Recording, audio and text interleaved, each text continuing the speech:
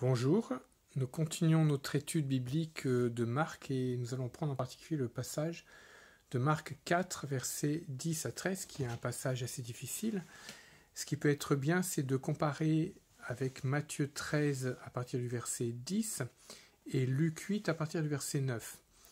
On peut voir ainsi un ensemble, l'ensemble de ce que Jésus a dit à ce moment-là. Et la question qu'on peut se poser, c'est que autant dans Marc, on a des termes tels que afin que, de peur que, et donc ce qui semblerait être comme un but de Jésus quand il fait des paraboles, c'est-à-dire de rechercher l'aveuglement. Mais on voit aussi autre chose. Par exemple, dans Matthieu, c'est plutôt un accomplissement. Et on peut voir aussi dans Luc que c'est une conséquence du fait de refuser la parole de Dieu. Et donc dans ce cas-là, effectivement, on ne peut pas entendre, on ne peut pas comprendre, etc. On peut peut-être voir un petit peu ces trois passages pour considérer finalement quelle est la pensée vraiment de Jésus quand il s'exprime sur cette question-là.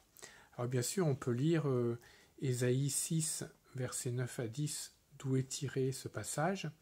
On peut lire aussi Jean 12, versets 37 à 43, ou Actes 28, versets 25 à 28, ou encore Romains 11, 8, qui reparlent aussi de cet effet-là, et cet effet étant que il y a comme un aveuglement, il y a comme une sourdité à la parole de Dieu, qui est à la fois due au refus de nos cœurs, à nos cœurs insensibles, à nous-mêmes qui voulons nous boucher les oreilles, au refus de la parole de Dieu, et qui est ensuite un endurcissement qui vient à cause de cela à la base. Après avoir vu tous ces parallèles, on peut aussi quand même regarder les points positifs de ces passages-là. Par exemple, Marc parle de pardon des péchés, Matthieu parle de guérison, plusieurs de ces passages parlent du privilège que nous avons de comprendre les choses de Dieu. Et enfin, je pourrais citer peut-être plusieurs témoignages, et vous en avez aussi sûrement, de personnes qui, au moment où ces personnes ont mis leur confiance en Dieu, et bien tout d'un coup, il y a eu un éclairage de la parole de Dieu. Je lisais dernièrement un témoignage, et cette personne s'exprimait en disant que à un moment, elle a vraiment crié à Dieu en disant « Oui, Dieu, prends ma vie, prends les commandes de ma vie. » Et à partir de ce moment-là, elle a réalisé, elle a compris tout ce que Jésus avait fait pour elle. Et quand elle s'est remise à lire la Bible, eh bien de nouveau, tous ces passages de la Bible lui parlaient alors qu'avant, elle ne comprenait rien. Moi-même, j'ai vécu la même chose, c'est-à-dire qu'avant de devenir chrétien, j'avais commencé un peu à lire l'évangile de Jean, par exemple, ou d'autres passages, et je trouvais que c'était des beaux textes, que c'était très chouette ce qui était marqué, et que Jésus était un homme vraiment formidable. Mais quand je suis devenu chrétien, j'ai vraiment profondément compris ce que cela signifiait.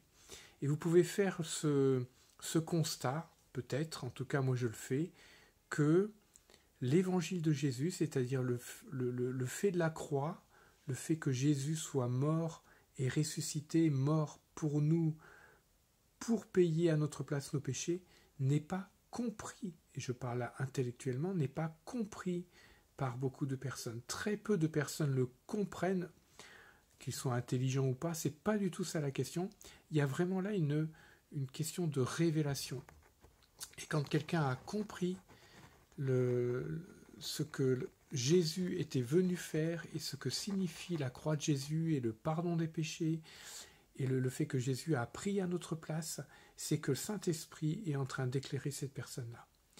Et je finirai en citant une citation de Pascal dans les pensées de ce philosophe qui s'appelle Pascal, qui dit que dans la Bible, il y a suffisamment de clarté pour que ceux qui cherchent trouvent, et suffisamment d'obscurité pour que ceux qui ne cherchent pas ne trouvent pas. Alors c'est peut-être une citation que je cite de mémoire, elle n'est peut-être pas exacte, mais en tout cas elle veut bien dire ce qu'elle veut dire. Voilà, je vous souhaite bonne étude biblique, bon temps de prière et à bientôt.